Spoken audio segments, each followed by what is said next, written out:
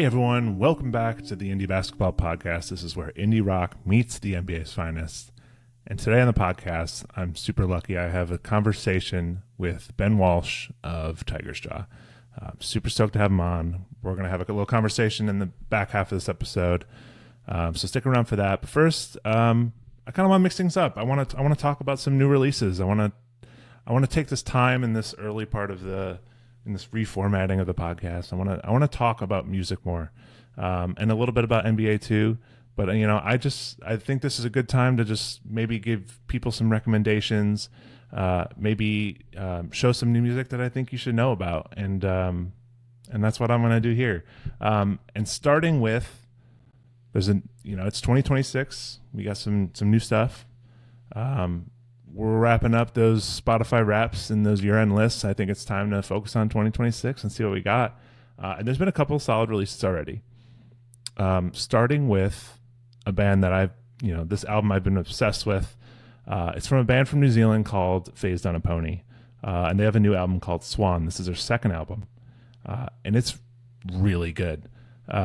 It's definitely such a fantastic album in this alt country moment that continues into this year. We've been doing the MJ Lenderman. We've been doing Wednesday. I feel like this alt country, it's not going away clearly.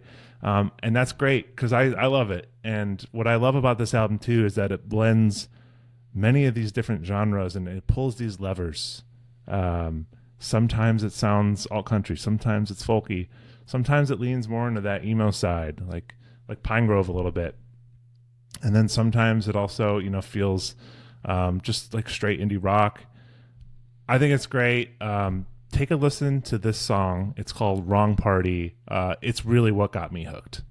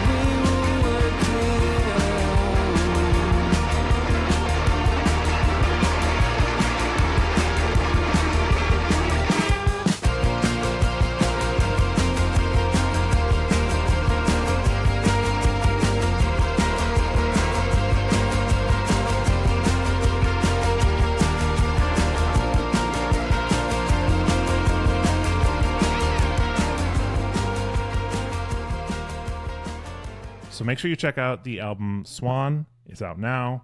The band is called Fazed on a Pony. It's really good. I think you will like them if you're a fan of bands like This Is Lorelei, Good Looks, Pine Grove, The Beths, and Jay Lenderman, of course. If you like any of those bands, I think you'll like Fazed on a Pony. Another album that has come out that is getting a lot of attention is the band Dry Cleaning. They're a post-punk band from England. Very spooky, kind of spoken word. And this new album continues and it does it really good. For me personally, I have to be in the zone to listen to it. I have to be in the right vibe because it's such a specific type. Like all of her vocals are very spoken word and very poetic. It really is poetry of music. But you have to be in the right mindset to listen to. And if you are, it's really going to hit because it definitely has, some really angular guitars. But those lyrics, those spoken word vocals are really what stand out to me. And I was lucky enough to get to see them in Chicago open for Godspeed You Black Emperor in a cemetery. And that was one of the coolest shows I've ever been to, just to see both those bands in a cemetery on a nice fall night. It was really awesome. So those are just a couple new albums that I think you should check out. And that I think you love. I want to keep bringing some new albums and some new stuff and keep you up to date on new music.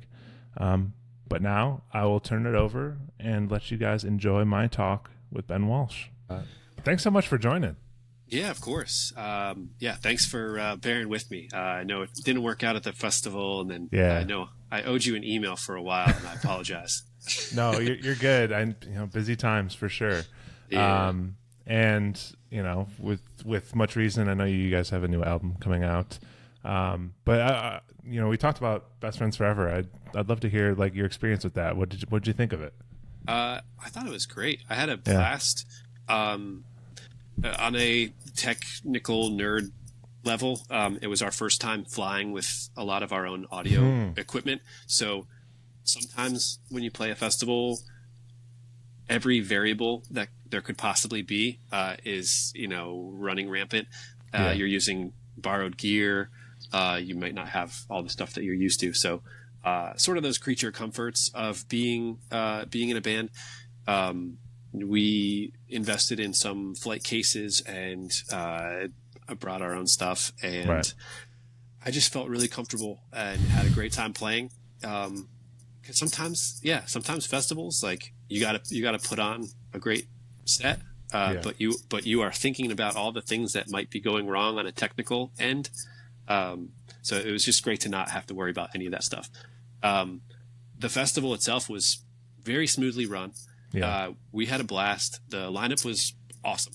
Uh, For sure. it was so great. We ended up we ended up booking an after show Yeah. as well, which was so fun. Did that get crazy? It got crazy, yeah. We were like, I don't know, we had been up for like I don't know, like over a full day at that Because point. you got in that morning, right? We Yeah. flew in, yeah. It was like, or no, we did, yeah. We drove in. Sorry, because Yeah. we had done a few dates in California leading up to it, so we drove in that morning. Um, it was just like an insane like 18 hours. Sure. And the biggest bummer was we had the sound check, so I missed more than half of the Pedro the Lion Yeah. set, which was is one of my favorite bands of all time. For sure. But we set up our stuff. We literally ran. It was like 5 or 6 blocks. Caught a bunch of songs, Yeah. ran back, and then played our show.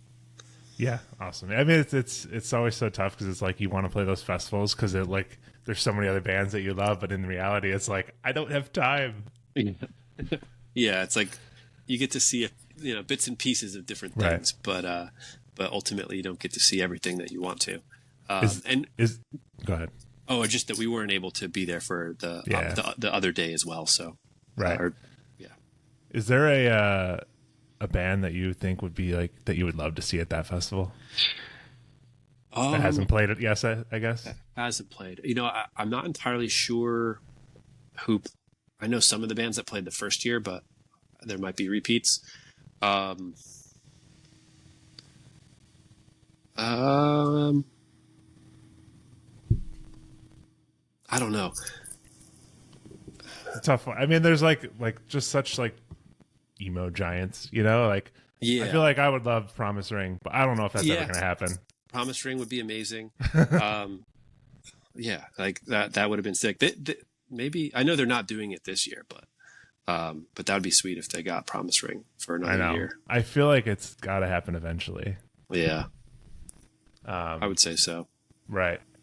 But anyways, like I mentioned, you have a new album coming out soon, Lost on You, March 27th, and honestly, you've been doing it for like 20 years now at this point. Yeah, we just entered that 20th year. Yeah. It's pretty crazy. So I'd love to know, like, comparing, when you first started versus now, what was like a major influence into making music then, and what's been a major influence in like this latest album? Sure. Um, so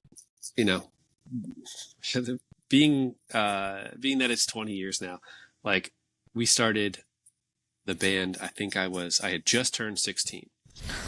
So yeah. So probably most of my earliest influences were, pop punk bands and Right. whatnot. But I was very, very obsessed with local Scranton bands. I would go to as many shows as I possibly could. There were a lot of great punk bands. There were a lot of great sort of like ska punk bands, a lot of great hardcore bands. And then there was also this sort of like indie art rock scene that was really, really fascinating to me. And my older cousin, who I really looked up to, played bass in a band. It was like a power pop indie, really cool band called The Swims. And so I went to see him play a few times, and then all of these bands that were like on their record label, or, you know, the bands that they would kind of do show trades with from different cities that they would bring into Scranton area. I would, you know, I would freak out about all those bands and whatnot. So, you know, kind of like there was this record label called Prison Jazz Records in Scranton, and two of my all-time favorite bands, one being my cousin's old band, The Swims, and this other band called OK Patty, who was, you know, also sort of like power pop, you know, midpoint between like Weezer and Pavement. Sure. And then, you know, also ventured into some more sort of like folky stuff as well. But they were just like, those two bands I just was obsessed with. So like early on, we wanted to sound like those bands. Yeah. And our biggest goal was to like get noticed by this record label, which was essentially just a couple of friends, you know, selling CDs out of their living room. It was, you know, we thought it was such a big like operation and such a huge thing to be on like this record label. And so we actually did put out our self-titled. The first time we put it out was on CD with them. And it was just like, wow, this is the coolest thing ever.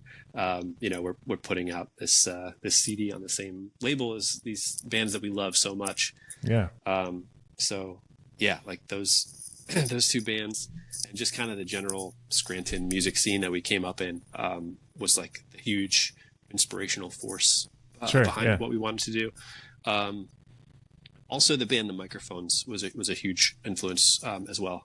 And there's my answer for BFF Fest is I would love to see Microphones. Man.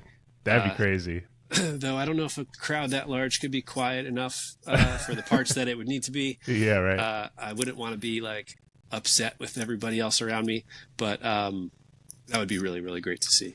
Is the band name pulled from a Microphone song? It is, yeah. Yeah. Nice. Living, loving, raw in a tiger's jaw. Yeah. Awesome. With the ugly apostrophe taken out. Yeah. So that, you know, that makes a lot of sense. I guess the Scranton like scene, I feel like, you know, obviously it's not Philly, but like what is it like comparably? Because like is there a lot of bands we know out of Scranton, or is it relatively small? I mean, yeah, there's it's a small town. It is like sort of like a sister town to Wilkes-Barre. Yeah. And a lot of really cool bands have come out of the area. The Menzingers and Title Fight have both come out of that area. A band called Captain We're Sinking. There's a like metalcore sort of band called Motionless in White. You know, famously Breaking Benjamin, the band has come out of Wilkes-Barre. So a long lineage of bands. And there's some really rad bands that are doing it there now as well. Cool. So it's just like one of those something's in the water type deal. Yeah. Small town, not a whole lot else to do, so you kind of have to make your own adventure, I guess. For sure. Yeah. So I think you know, proximity to some of the major cities is nice. It's like 2 hours to New York, 2 hours to Philly, but you know, it wasn't. I'd never like I wouldn't drive down to Philly to go to shows really until we started playing out of the area. Sure. Yeah. So I was very much in this little bubble of like Scranton, Wilkes-Barre area of where there used to be a few venues that were more like fixtures, and they've kind of come and gone. Sure. You know, one of the sadder parts of our band's legacy is that we've been a part of quite a few like final show at such and such venue. You know, so we've seen a lot of cool rooms come and go. For sure. And a lot of them, you know, are sort of like on the DIY end where, you know, they are functioning venues, but like, a little scrappy, a little, they have a lot of character and it's the best kind. Yeah, they're truly the best. And it was really fun. It was a really fun music scene to come up in. So awesome.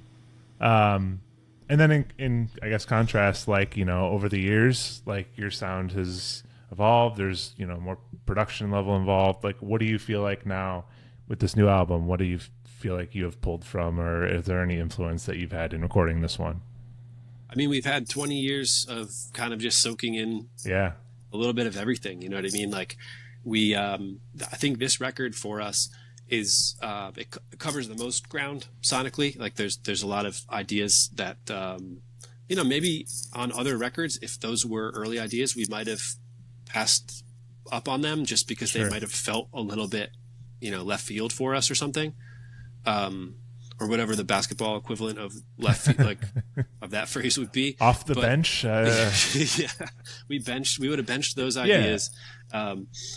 So but when we were making this record, we were like, okay, like if there are these ideas that are sort of sticking around for us, like that they're sticking around for a reason, like let's kind of see them through.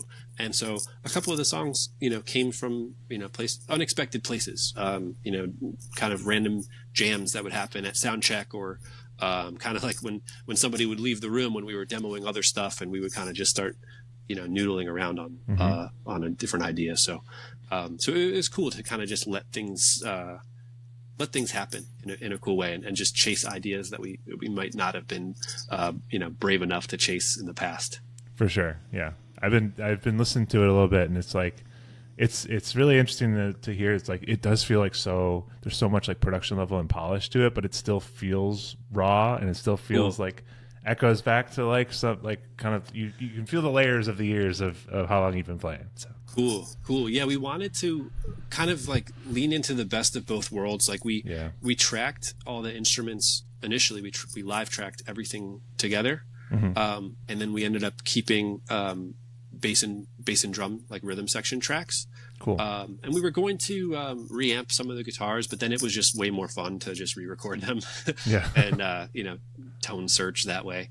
But the result of kind of working off of those live bass and drum takes was just like a really lively, energetic take on these songs, and it just really was easy to kind of recapture that energy of us all playing in the room together. And then producer Will Yip did his thing on like the production value side, so it's just like polished in all the right ways, but also really raw and energetic in a way that really is exciting for me to listen to, and I'm hoping that connects with people as well. Awesome. Hell yeah. It definitely does come through. It's really cool. I love like live tracking. It just feels like that's how you play as a band, right? It's just like it just makes sense.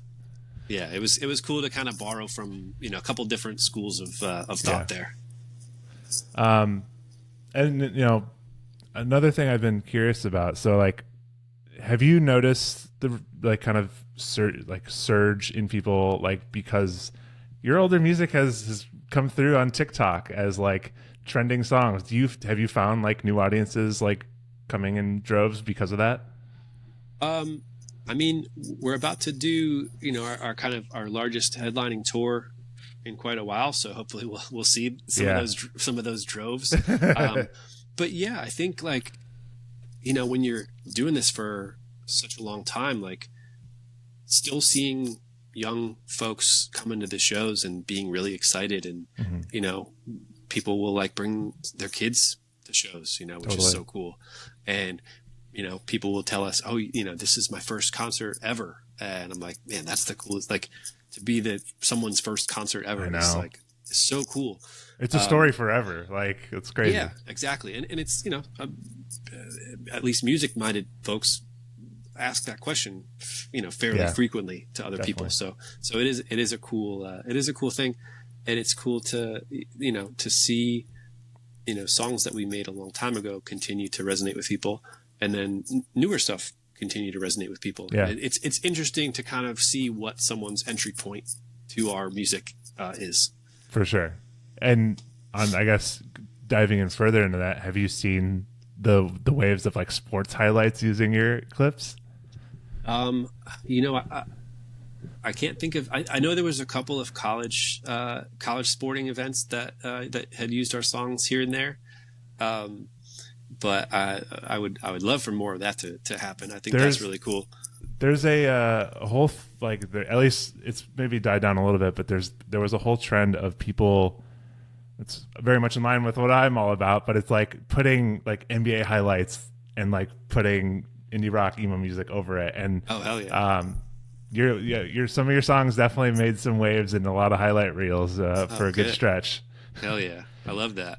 And one of them was also done by me because I did the Ja Morant Tiger's Jaw pun. Oh yes, which was a fun one to do, and I think that a lot of people were like, it's so funny when you see it's like these are two of the most specific things ever, but I love both of them. Oh, it's great. Yeah, the juxtaposition of the two is great. I think it was my friend Sanders from the band The Sidekicks that. Sanders is awesome. Made me aware of what you were doing. Sanders is a good dude. So let's talk a little bit basketball. And you told me that you grew up more of a Knicks fan, but you're also a little bit of a Sixers fan, which makes sense if you're perfectly in between both. Yeah. My mom's side of the family, like her parents were from New York, and grew up like in the Yankees, like in the Knicks, and once I moved to Philly, like I had sort of like been all about sports, and then I was just all about music. Yeah. And now there's room for everything, Right. And I live in Philly and have for quite a while now, so I can just now proudly be a full-on Philly sports fan. Sure. I will say, basketball is like I definitely grew up more of a baseball guy. So hopefully listeners don't be offended. I'm pretty tall. People would always ask me, "Oh, do you play basketball?" I'm 6'4", I think. And I've always loved playing, but have never been very good. I played for a few years. I feel like I was pretty good at defense. I'm 6'5", so I share that. Like I'll get rebounds, sure. Yes.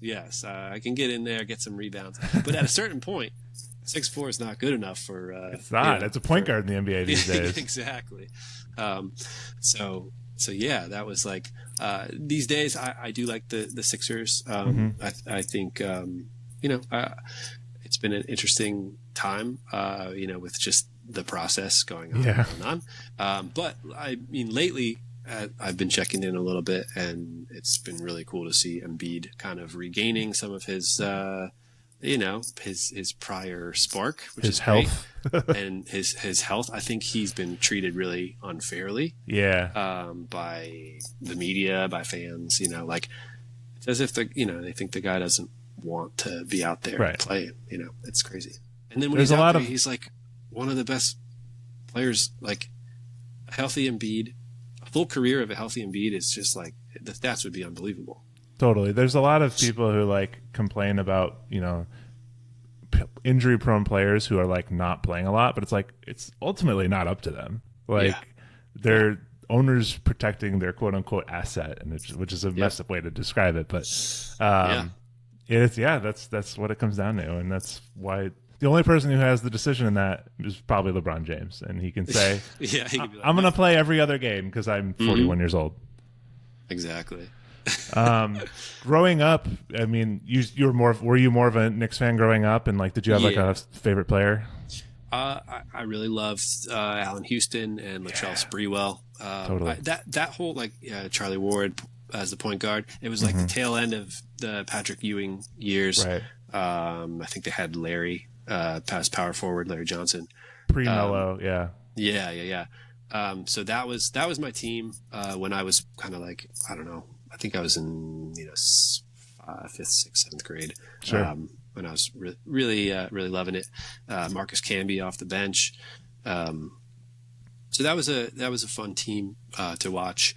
And I was just generally more of like a a basketball fan at that point. I think outside of the Knicks, my favorite player, besides like Sprewell in Houston, I love Jason Kidd. I was a big Jason Kidd fan. I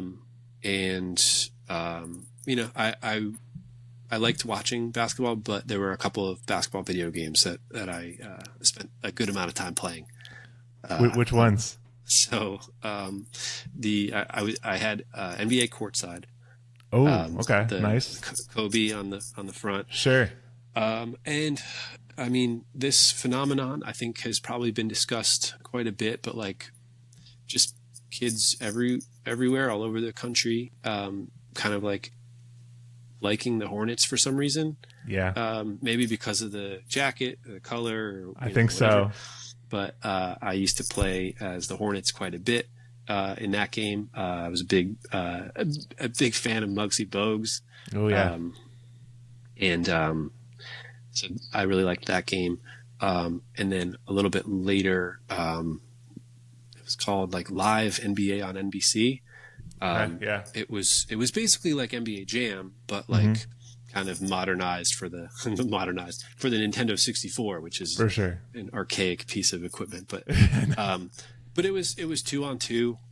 It was campy. The gigantic 30-foot dunks. Right.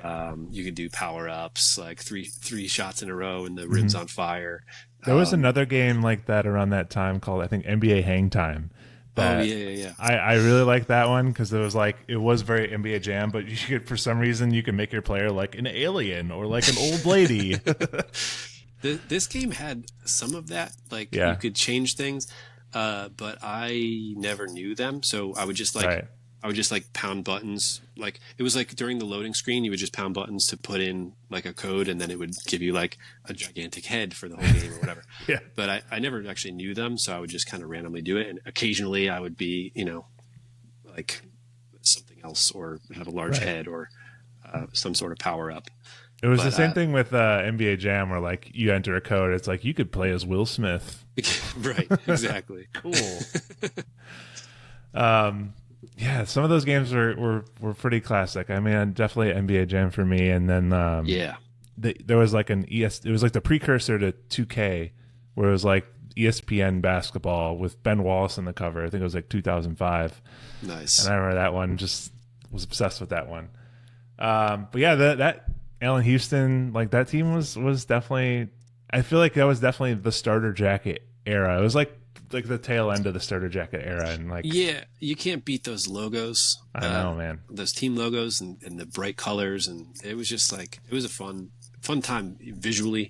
It was like, I don't know, every player I feel like had so much personality, and and that's certainly I'm biased to that time frame because that's when I was most involved with it. But right, my friend Eric from the band Foxing had a viral tweet a few years back that was just like, dudes can just sit around naming old sports players and just totally have the best time.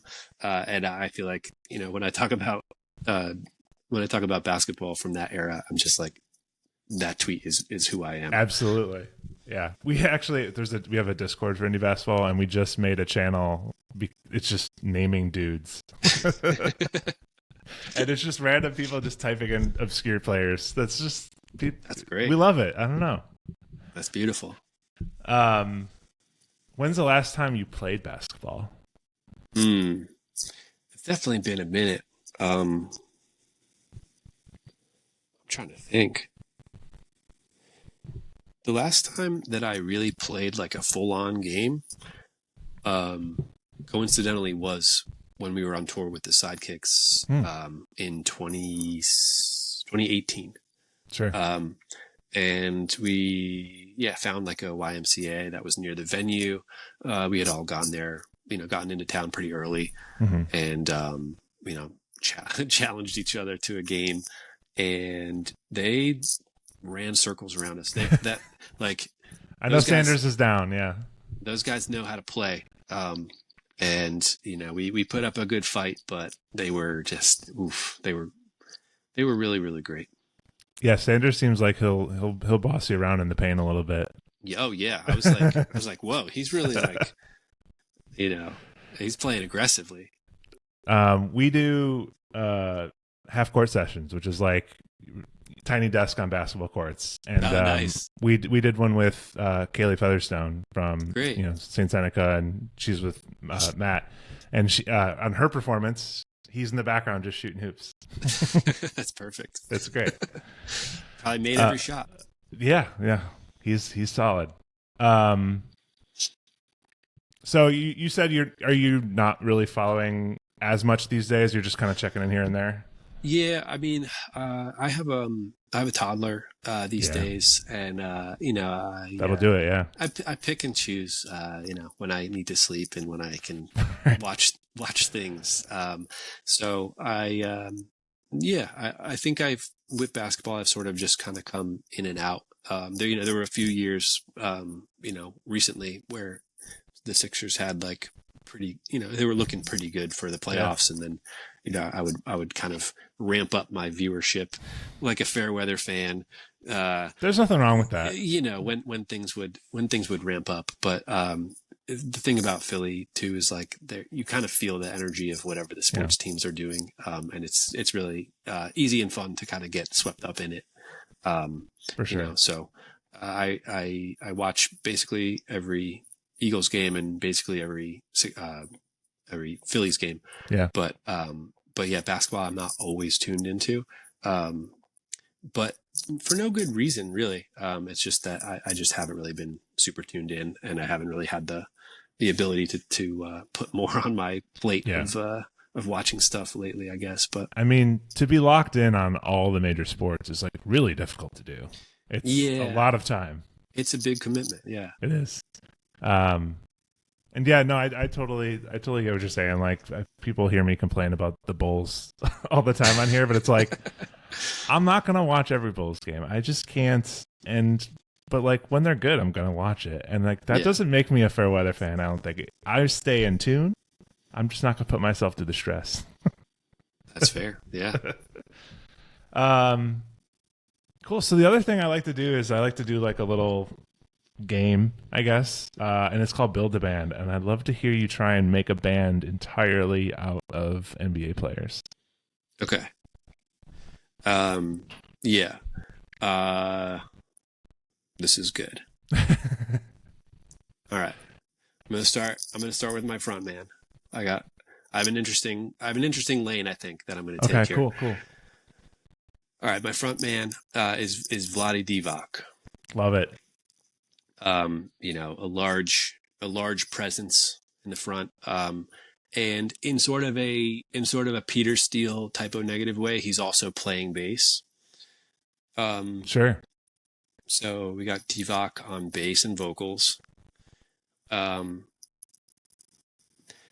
Let's put another big man behind the kit. Let's put Shaq behind the kit because he's pounding the drums. Because he's pounding in like in like a Bonham sort of way, but he's also he can move. He's got a little bit of quickness to him.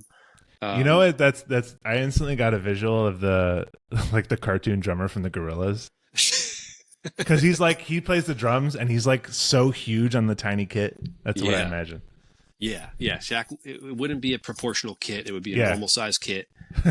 He'd be towering over it and just pounding the drums. I'm gonna put let's put the Worm on lead guitar. Ooh. Just because stage presence wise, I mean he's gonna really tear it up. So we got Rodman playing guitar, and my favorite sort of like randomly naming dudes, I'm gonna put John Crotty on keys. John Crotty's on keys. Nobody's pulled a John Crotty on here before. He's got an organ. He's got a piano. He's got keyboard. Like he's got a full on Crotty station going on. And they're probably playing like gothy sort of new wave music. Yeah, but I'm hearing a little post-punk, a little funky. Okay. A little gothy, but a little funky. I think that's my NBA player band. That's a lane definitely no one has taken, and I love that. I think Good. putting Vlade Divac at lead singer is like an insane move. I mean, honestly though, let's be honest. If he's got the dark beard, there is a similar resemblance to maybe you and Vlade a little bit. But you got lead singer, you got the bass. Yeah, it's a solid move. He's my favorite actor too. He Yeah. was one line in Space Jam. Oh yeah, and he also just absolutely destroyed the Kings franchise for a while. He sure did. He did, yeah. Awesome, great band, loved it. Well, that's really all I got for you. I really appreciate you coming on and talking hoops and talking about the new album. Well, thank you so much for having me. I really Of course. appreciate your time. And to anyone listening, make sure you check out the new Tiger Jaw album, Lost on You, March 27th. Is there anything else you kind of wanted to mention, or? Starting on March 27th, we're going on tour in the U.S. We're doing 2 separate legs, one that starts in March and then one that starts in at the end of May. So check out tigerjaw.com for all those tour dates. Awesome. Well, dude, thanks again for joining, man. Thank you, Matt. I appreciate you. All right. Thanks, everyone, for listening to this episode. Thank you, Ben Walsh, for coming on the podcast. If you want to support indie basketball and help us keep doing what we do and do more half-court sessions and get more merch, give us a little support at Patreon. We're at patreon.com/indiebasketball. That's how we keep doing what we do. And 2026, I want to do a lot more of these half-court sessions, and they're going to be awesome because I got some great stuff lined up for that. Otherwise, make sure you're following us on Instagram and TikTok and Blue Sky. We're at Indie Basketball everywhere. And join our Discord to name dudes like we mentioned, and join a lot of people who love both basketball and indie rock just as much as you do. But that's it for this episode. Thanks so much for listening.